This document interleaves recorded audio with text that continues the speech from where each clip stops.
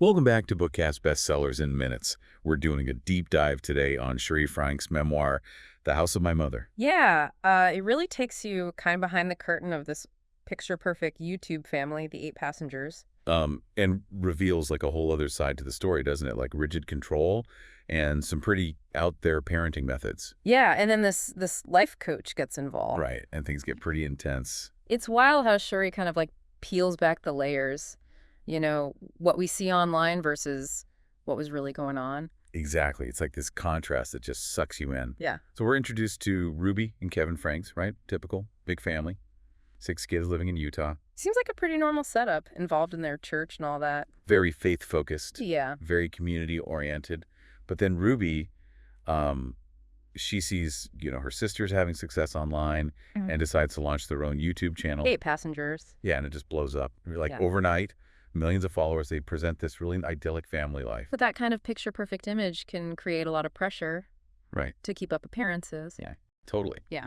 And that's when things start to, Unravel. yeah. Yeah. Shari, the oldest daughter, talks about this feeling of being constantly watched, Yeah. like always performing for an invisible audience. Right. Always aware of the cameras. Like their house became this stage and their lives were this carefully constructed performance. And she couldn't just be herself. Yeah.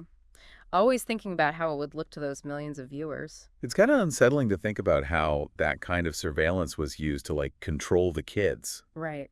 Definitely Shari talks about how she was punished if she wasn't like peppy enough in the videos. Oh, wow. And like if she tried to be herself, express her individuality, it was seen as like selfish or disrespectful. It makes you think about like where's the line when it comes to family vlogging, especially with kids who don't even really understand what it all means. Exactly. Like, are their lives being exploited for views and sponsorship? Right. It's a big ethical question. Definitely. And then to make things even crazier, this life coach, Jodi Hildebrandt, comes into the picture. Right. So she's brought into work with one of Shari's brothers, but she ends up having this huge influence on Ruby. Yeah. And things take a very... Dark turn. Yeah. She runs this program called ConneXions, and it's got a lot of those classic kind of culty vibes. Oh, really? Like what? Well, there's a ton of emphasis on obedience to the leader. Oh, I see. And it's all about isolating members from outside influences. Like creating this echo chamber. Yeah, exactly. So like any dissenting opinions get shut down, and anyone who challenges their authority is like the enemy. That's scary. And this is all happening with Ruby, who already has these controlling tendencies, right? Right, exactly. So Jodi's teachings kind of give her this justification for her behavior. Oh, wow. Like her kids' individuality, any push for independence is a threat to this perfect family image they built. And the whole ConneXions philosophy. Yeah, and that's where things really start to get disturbing. The book goes into all these incidents like Jodi moving into Shari's bedroom. Yep. Yeah. And then they decided to not give the younger kids Christmas presents as like a lesson in humility or something. Oh, my God. And then Kevin, the dad, he just gets more and more sidelined and submissive. What a mess. I mean, it's heartbreaking, the whole thing. Like this image they're projecting online versus what's actually happening. Yeah, total disconnect. And the book goes even deeper into how this all unfolds. Well, this has been pretty intense already. I'm kind of nervous to see what happens next. Yeah, it definitely gets even more complicated. Well, stay tuned, folks. We'll be back with part 2 of our deep dive into the house of my mother right after the break. Okay, so picking up where we left off, I think it's important to look at how Ruby and Jodi's control affected the kids' education. Yeah, that's a good point. Ruby actually pulled Shari out of public school. Really? Yeah, put her in like this smaller, more conservative one. Said it was to protect her from negative influences. Yeah. But it feels like another way to isolate her. Oh, totally. Classic isolation tactic, right? Control the information, control the worldview. Exactly. It's like she was trying to create these mini-me's. Yeah. No room for individuality. Right. And it wasn't just school either. Like Shari talks about how Ruby controlled everything, clothes, friends, everything. And using shame and guilt to get her way. Oh, yeah, definitely. It's so disturbing how she used their faith to justify it. Mm-hmm. Like any little act of defiance was a sin against God. It's a classic tactic. Right? Twist religion to control people. Yeah, and ConneXions just amplified all of that. Yeah. The whole emphasis on obedience and submission. Oh, absolutely. It was like the perfect breeding ground for Ruby's control issues. And then you've got the YouTube channel on top of it all. Imagine the pressure on Shari. knowing that any slip-up would be seen by millions. It's like they were trapped in this performance 24/7. Right. Yeah, and the money they were making from it probably made it even harder to break free. For sure. It really makes you think about the dark side of all this influencer stuff, doesn't it? Yeah, the cost of fame. Especially for the kids. Right, like where's the line between sharing your life and just exploiting your family?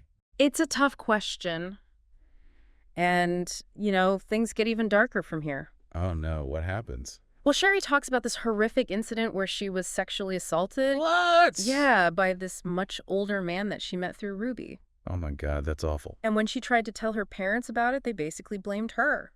Are you serious? Yeah, it's like their whole belief system was so warped by ConneXions that they couldn't even see the abuse happening right in front of them. Or maybe they just didn't want to see it. Right. It would shatter their whole perfect family image. It's just heartbreaking. It's hard to believe a parent could do that to their own child. It shows how powerful these manipulative groups can be, They twist your thinking until you don't even trust your own instincts. It's terrifying. Yeah. But even in all this darkness, Shari finds moments of hope. Oh, yeah.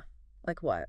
Well, she starts to question ConneXions, and she finds comfort in her relationships with her siblings. That's so important. Right. To have those connections outside of the toxic environment. Definitely.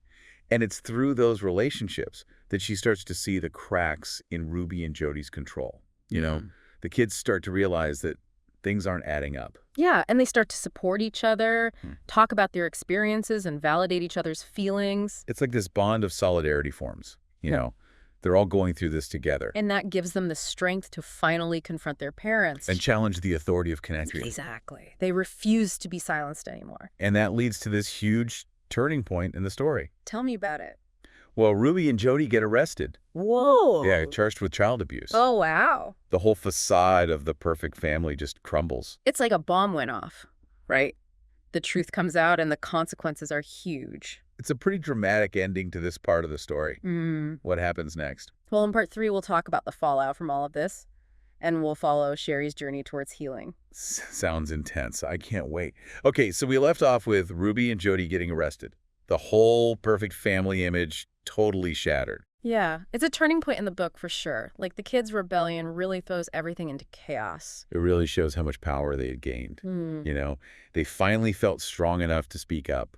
It's like that moment when you realize you don't have to be afraid anymore. Exactly. And it's not like Ruby and Jodi just accepted it, Shari talks about how they fought back hard. Oh, yeah. They saw it as a total betrayal, right? Like their whole system was being threatened. And they doubled down on their control, tried to regain power. Which totally backfired, of course. Yeah. The kids weren't buying it anymore. Nope. They had seen too much. And they had each other for support, right? That solidarity was huge. Definitely. It gave them the strength to reach out for help outside the family. Which was so brave, to go against everything they'd been taught. Absolutely. And thankfully, they found people who believed them, who recognized the abuse. And that led to the arrests. That's when the whole truth came out. The 8 Passengers channel got shut down. Their entire online persona crumbled. It's wild, right? This family that had built their whole identity on this perfect image. And it all came crashing down.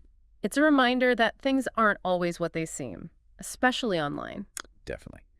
And the book really doesn't sugarcoat the consequences, Like the kids went through a lot of trauma. Oh, yeah. They definitely have a lot of healing to do. But Shari's story ultimately is one of hope. Yeah, she talks about going to therapy. And starting to process everything. Finding her own voice. Yeah. It's powerful to see how she was able to overcome all of that. It shows that even in the darkest situations, there's still a chance for healing and growth. And it's a reminder that we all have the strength to break free from toxic environments. Exactly. You don't have to stay trapped. So Shari Franke's The House of My Mother. It's a tough story to read, but it's also incredibly important. Yeah, it really makes you think about family dynamics and the dangers of these kinds of manipulative groups. And the dark side of internet fame. For sure. It's a cautionary tale. But it's also a story about resilience and finding your voice. Yeah, and ultimately it's a story about hope. Well, that's it for our deep dive into The House of My Mother. Thanks for joining us on Bookkast Bestsellers in Minutes. We'll be back next week with another fascinating book. See you then.